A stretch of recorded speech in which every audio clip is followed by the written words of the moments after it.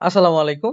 এই ভিডিওতে আমরা দেখব তাকামুল কম্পিউটার পরীক্ষায় হুইল বার ওয়ার্কারের জন্য যে পরীক্ষাটা হয় সেটিতে কিভাবে প্রশ্নগুলো থাকে, কি প্রশ্ন থাকে, কিভাবে উত্তর দিতে হয়, কিভাবে জমা দিতে হয়। তো চলুন আমরা পরীক্ষা শুরু করুন বাটনে চাপ দিয়ে পরীক্ষা শুরু করি। পরীক্ষা শুরু হয়ে যাওয়ার পর 30 মিনিট সময় থাকবে আপনার পরীক্ষার জন্য। 30 মিনিট থেকে উপরে দেখুন সময় বাকি, সময় কমতেছে। ডান পাশে পরীক্ষা সমাপ্ত করুন বাটন, বাম পাশে কত নম্বর প্রশ্নে আপনি আছেন সেটা দেখতে পারবেন। প্রতিটি প্রশ্ন থাকবে, কোনোটাতে ৪ টা উত্তর থাকবে, কোনোটাতে ২ টা উত্তর থাকবে। ৪ টা উত্তর থাকলে যেকোনো একটা যেটা সঠিক হবে সেটাতে উত্তর দিয়ে এগিয়ে যেতে হবে।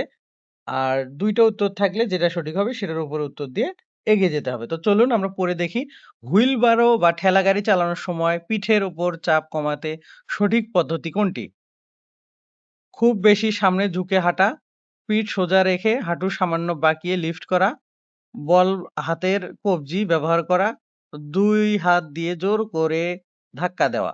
তো উত্তর হচ্ছে পিঠ সোজা রেখে হাঁটু সামান্য বাঁকিয়ে লিফট করা। উত্তরের উপরে ক্লিক করে দেখুন কালারটা পরিবর্তন হয়ে গেছে। আমরা পরের প্রশ্নে চলে যাব। এগিয়ে যান বাটনে ক্লিক করে। তো ২ নম্বর প্রশ্ন আসলো হুইলবারো লোড করার সময় ভারী মালপত্র কোথায় রাখা উচিত? একবারে সামনের দিকে, একবারে হ্যান্ডেলের কাছে, চাকার ঠিক উপরে বা মাঝখানে, যেকোনো এক পাশে স্তূপ করে। চাকার ঠিক উপরে বা মাঝখানে।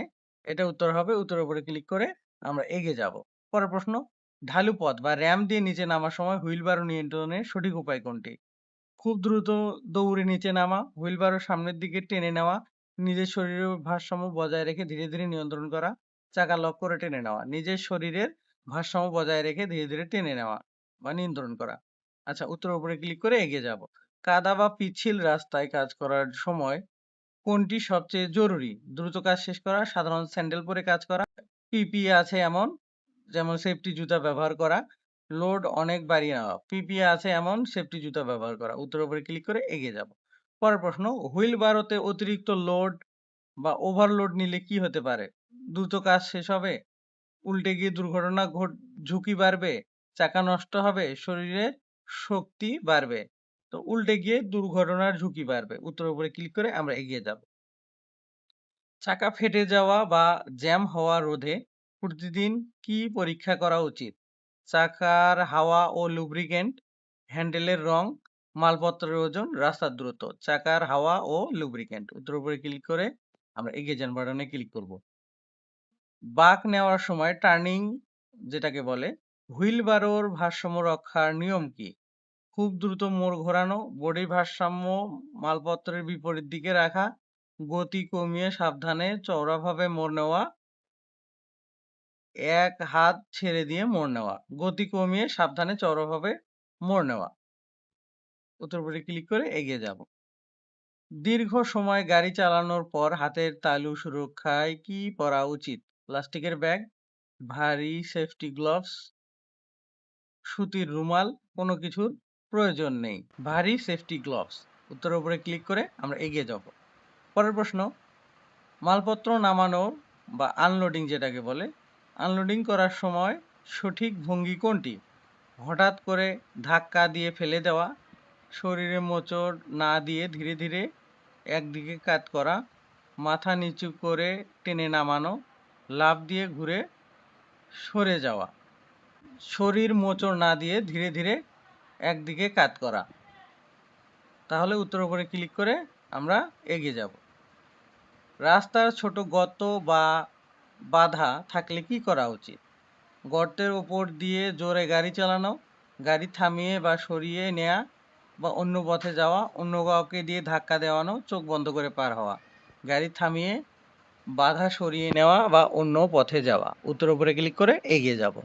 পরের প্রশ্ন, উঁচু কোনো জায়গায় হুইলবারো রাখার সময় কি সতর্কতা অবলম্বন করবেন?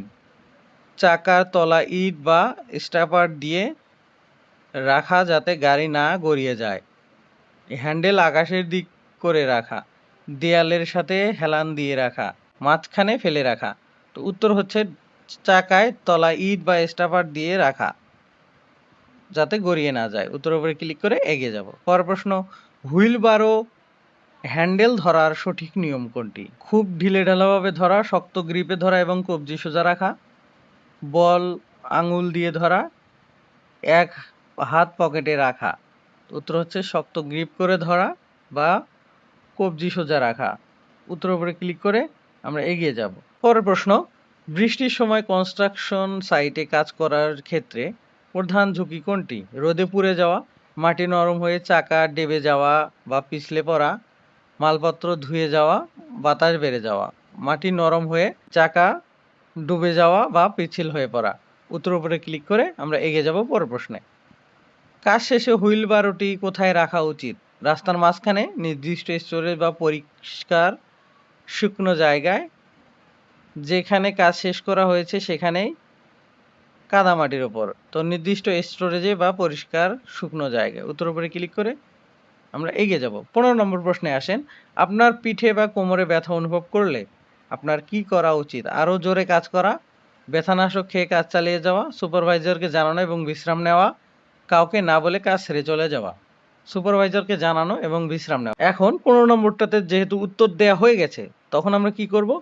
উপরে দেখবেন ডান পাশে পরীক্ষা সমাপ্ত করুন একটা কমলা কালারের বাটন আছে। ওটার উপরে একটা ক্লিক করব। এখানে দেখুন একটা টিক বাটন, একটা ক্রস বাটন। তো টিক বাটনের উপরে ক্লিক করব। তারপর দেখুন আবারও একটা ডান পাশে টিক বাটন, বাম পাশে ক্রস বাটন। তো ডান পাশে টিক বাটনে ক্লিক করব। তারপরে এখানে আসবে আপনার ধন্যবাদ, আপনার পরীক্ষাটি সম্পূর্ণ হয়েছে। এরকম একটা মেসেজ পাবেন, তখনই আপনার পরীক্ষাটি সম্পূর্ণ হয়েছে বলে আপনি কম্পিউটার থেকে উঠে প্র্যাকটিক্যালের জন্য যেতে পারেন। ধন্যবাদ।